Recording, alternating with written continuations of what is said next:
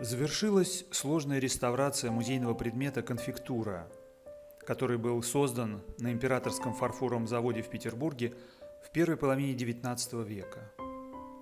Он входил в состав банкетного сервиза, изготовленного по случаю бракосочетания великого князя Александра Николаевича, будущего императора Александра II, и принцессы Гессенской, будущей императрицы Марии Александровны. В начале XIX года экспонат выглядел так.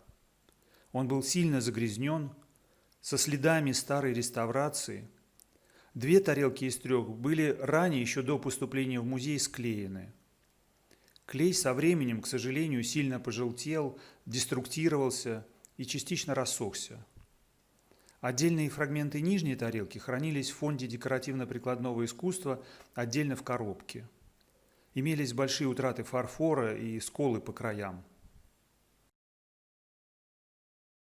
Работа была проделана сложная, очень интересная. И когда в таком предмете, где много частей, много фрагментов, всегда сложность все разобрать, демонтировать и потом все собрать по своим местам. И, конечно же, самое главное, работа с 2 тарелями, которые были разбиты на многочисленные фрагменты. Нижняя на 35 фрагментов и средняя больше 20 фрагментов.